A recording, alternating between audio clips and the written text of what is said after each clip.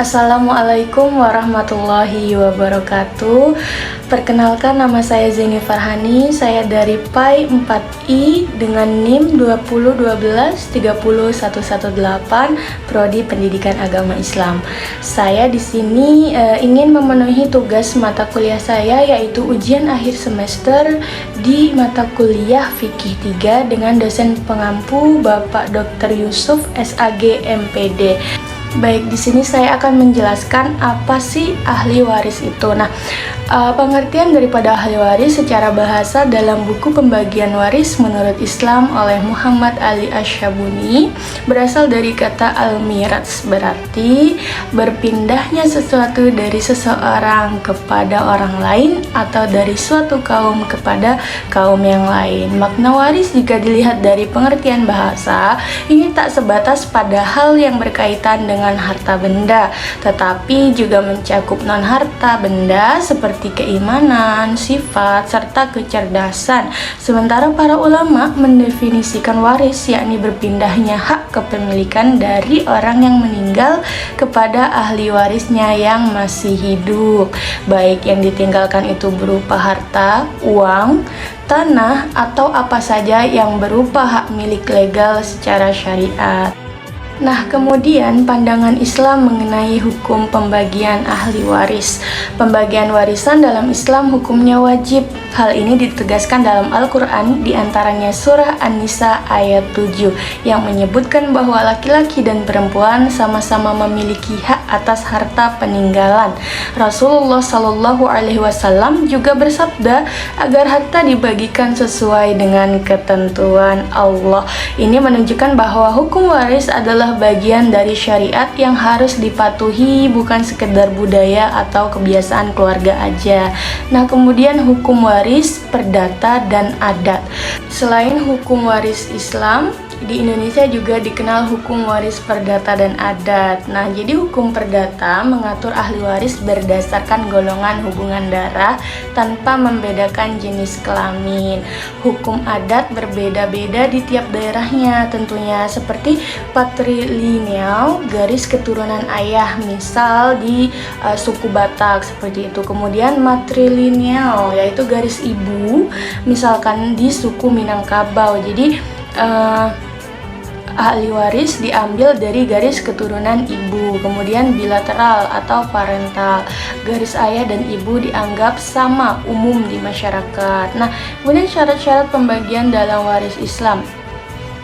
Pewaris harta telah meninggal yang pertama, kemudian yang kedua penerima warisan beragama Islam dan juga terbukti memiliki hubungan darah, mengetahui berita kematian dari pewaris, kemudian ketentuan pembagian dibagi berdasarkan laki-laki dan juga perempuan, tidak menyalahi pewaris, kemudian prioritas penerima warisan sudah ditentukan, terdapat persetujuan terhadap wasiat yang ditinggalkan. Kemudian rukun waris atau rukun pembagian warisan di dalam Islam. Yang pertama yaitu pewaris, disebut juga sebagai muwaris. Pewaris merupakan orang yang memberikan hartanya kepada individu-individu tertentu setelah meninggal dunia. Kemudian ahli waris, kumpulan dari individu yang berhak menerima mendapatkan harta warisan berdasarkan bagian-bagian yang telah disepakati.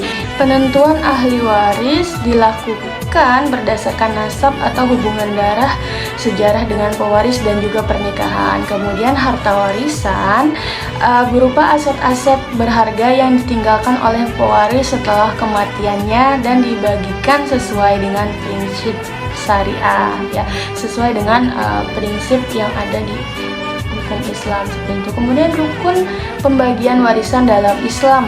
Orang-orang yang memiliki hubungan darah dan termasuk sebagai keluarga mendapatkan porsi terbanyak, yaitu setengah bagian dari harta warisan.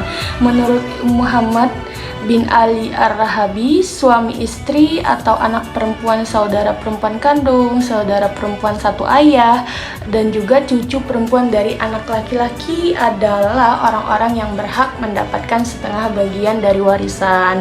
Kemudian yang kedua yaitu beberapa individu berhak mendapatkan sepertiga bagian dari harta warisan, diantaranya ibu apabila tidak memiliki anak atau cucu laki cucu laki-laki dari keturunan anak laki-laki serta pewaris yang tidak memiliki dua saudara atau lebih, dua saudara laki-laki atau perempuan yang seibu jika pewaris tidak memiliki anak laki-laki ya, maupun perempuan tidak memiliki ayah dan jumlah saudara seibu tersebut berjumlah 2 orang atau lebih. Nah, kemudian pembagian dengan porsi seperempat.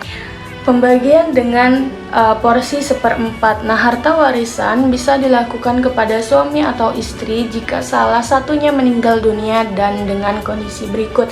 Yang pertama yaitu suami atau istri tidak memiliki anak atau cucu laki-laki dari keturunan anak laki-lakinya.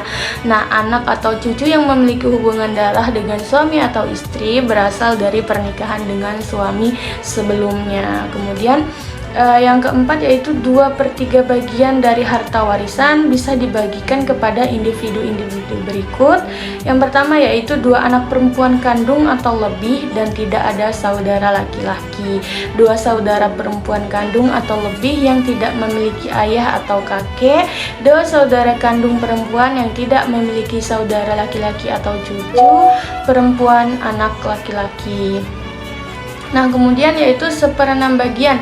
Anggota keluarga yang berhak menerima 1/6 bagian dari harta warisan adalah ayah apabila ibu meninggal, kakek jika pewaris meninggalkan anak, cucu, dan tidak memiliki bapak. Nah, kemudian yang keenam yaitu 1/8 bagian. Penerima 1/8 bagian ini dari harta warisan adalah istri yang ditinggalkan suami dan memiliki anak atau cucu, baik kandung maupun dari pernikahan suami sebelumnya.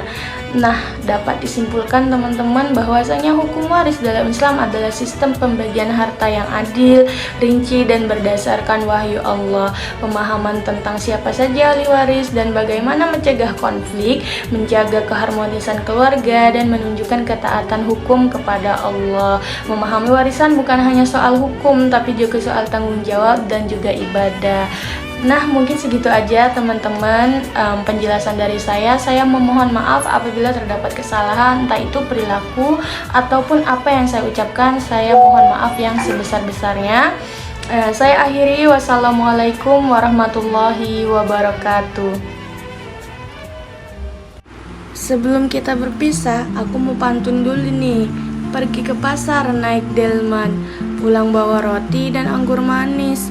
Ilmu waris bukan cuma hitungan, tapi cermin syariat yang sangat humanis.